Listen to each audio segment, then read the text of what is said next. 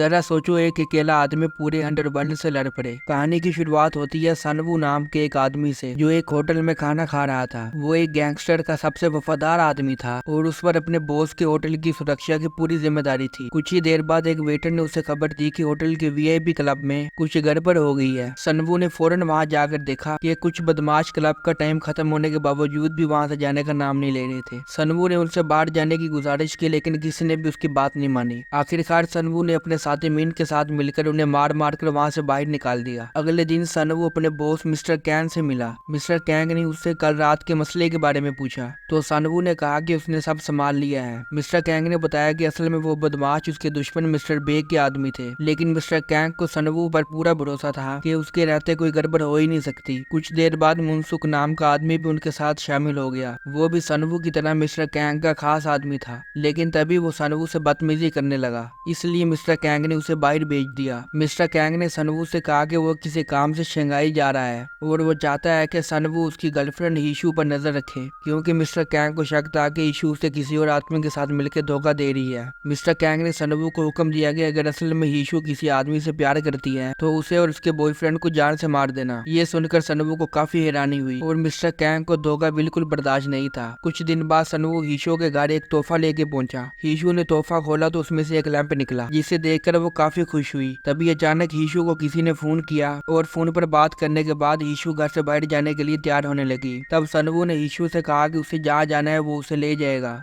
वो कहने लगी कि मैं खुद गाड़ी चला सकती हूँ, मैं खुद ही चली जाऊंगी। जाने से पहले सनवू ने उसे अपना बिजनेस कार्ड दिया कि अगर कोई भी जरूरत हो तो वो उसे फोन कर सकती है। बल्कि सनवू कहीं गया नहीं, वो छुप कर हीशु का पीछा करने लगा। पूरा दिन हीशु का पीछा करके आखिरकार सनवू मिस्टर कैंग के होटल में लौट कर मूनसूक से मिला। उसने मूनसूक को बताया कि उसने जिन बदमाशों को क्लब में मारा था उनका बॉस मिस्टर वेग रोज उसे फोन करके सनवू से मिलने की बात करता है। उसी वक्त मूनसूक के फोन पर दोबारा मिस्टर बेग का फोन आ जाता है, लेकिन इस बार फोन सनवू ने उठा लिया। उसने मिस्टर बेग से कहा कि अगर मुझसे मिलना होगा तो खुद चल के आना होगा। इससे पहले कि मिस्टर बेग कुछ बोल ही पाता सनवू ने फोन काट दिया। उधर मिस्टर बेग अपने अड्डे पर एक आदमी को बुरी तरह पीट रहा था, क्योंकि जब सनवू ने उससे मिलने से इनकार कर दिया तो इस आदमी की हंसी छूट गई थी। फिर अगले दिन सनवू अचानक फोन की घंटी सुनकर उठ गया। असल में ये कॉल हीशो ने किया था। हीशो ने कहा कि वो जल्द से जल्द उससे मिलना चाहती है। इसके बाद सनवू हीशो से मिलने पहुंचा, पर उन दोनों ने साथ खाना खाया और बातें की। हीशो ने सनवू से पूछा कि तुम एग्जैक्टली करते क्या हो, तो उसने बताया कि वो मिस्टर कैंग के होटल में काम करता है। बातों बातों में हीशो ने बताया कि वो सनवू को बहुत खतरनाक समझती थी। इसके बाद सनवू ने मुस्कुराकर कहा कि वो इतना भी खतरनाक नहीं है जितना दिखता है। इसके बाद सनवू हीशो को उसकी म्यूजिक क्लास में ले गया। तब हीशो ने उसे अपना गाना सुनाने के लिए अंदर बुलाया और सनवू भी राजी हो गया। हीशो और उसकी सहेलियों का म्यूजिक सुनकर सनवू को बहुत अच्छा लगा, लेकिन अचानक मिन ने उससे फोन करके फौरन होटल आने का कहा, क्योंकि वहाँ कोई उसका इंतजार कर रहा था। होटल पहुंचकर उसने देखा कि वो आदमी कोई और नहीं बल्कि मिस्टर बेग ही था।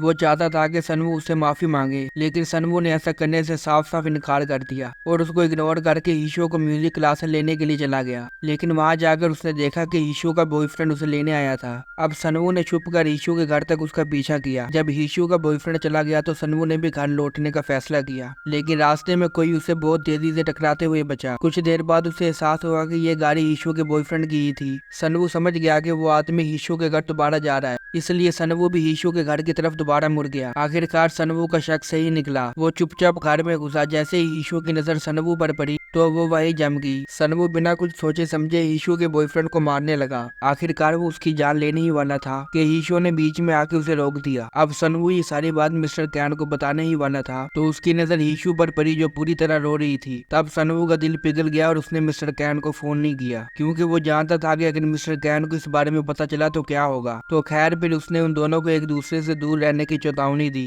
वरना वो दोनों बेमौत मारे जाएंगे। इसके बाद सनवू घर की ओर निकल पड़ा, मगर रास्ते में कुछ बदमाश उसे परेशान करने लगे। आखिरकार सनवू ने कहीं का गुस्सा कहीं निकाल दिया। उसका दिमाग पहले ही खराब था तो उसने उनको खूब मारा और फिर चुपचाप अपने घर आ गया। तभी ओमू नाम के एक आदमी ने उसके पास आकर उसे मिस्टर बेग से माफी मांगने का कहा। अगर सनवू इस बार भी नहीं माना तो मिस्टर बेग उसे जिंदा नहीं छोड़ेगा, लेकिन सनवू को इस बात से कोई फर्क नहीं पड़ा और उसने ओमू से कहा कि यहाँ से वो चला जाए। अगले दिन मिस्टर कैन शंघाई से लौटकर सीधा हीशु के घर पहुंचा। उसने देखा कि हीशु थोड़ा घबराई हुई थी। तब हीशु ने मिस्टर कैन से कहा कि वो उसे रिश्ता तोड़ना जाती है। उधर सनवू अपने कमरे में अकेला लेटा हुआ था। तब अचानक कुछ लोग उसके कमरे में आ गए और उसे मारने लगे। ये मिस्टर बेग के ही आदमी थे जो सनवू को अगवा करके मिस्टर बेग के अड्डे पे ले आए। वहाँ मिस्टर बेग ने सनवू को बहुत मारा। वो तो उसे मारने वाला था कि ऐन मौके पर मिस्टर कैन ने मिस्टर बेग से बात करके सनवू की जान बचाई। आखिरकार मिस्टर बेग के आदमी सनवू को सड़क पर छोड़कर चले गए। तो फिर कैंग के आदमी उठाकर उसे मिस्टर कैंग के पास ले आए। तो मिस्टर कैंग ने सनवू से पूछा कि उसने ईशू और उसके बॉयफ्रेंड के बारे में मिस्टर कैंग को क्यों नहीं बताया। सनवू ने कहा कि उसने ईशू के बॉयफ्रेंड को मारकर उससे दूर रहने की चेतावनी दी थी। पर मिस्टर कैंग ने पूछा कि कहीं तुम ईशू को चाहने तो नहीं लगे। ये सुनकर सनवू एकदम शांत हो गया। उसके बाद कैंग ने मोनसूक को उसे सबक सिखाने का हुक्म दिया। तो फिर मोनसूक बड़ी बेरामी से सनवू को मारने लगा। जब मोनसूक का मन भर गया तो वो सनवू को एक गोदाम में ले आया और उसे मिस्टर कैंग से बात करने को कहा। तब सनवू ने मिस्टर कैंग से बात करने का नाटक किया और अचानक उसने मोनसूक और उसके आदमियों पर हमला करके उनकी हड्डी पसली कर दी। उसके बाद वो तुरंत वहाँ से फरार हो गया। जब मिस्टर कैंग को इसकी खबर मिली तो वो गुस्से से भर गया। तो उसने सनवू को जान से मारने का फैसला किया। अगले दिन सनवू अपने साथी मिन से मिलने गया।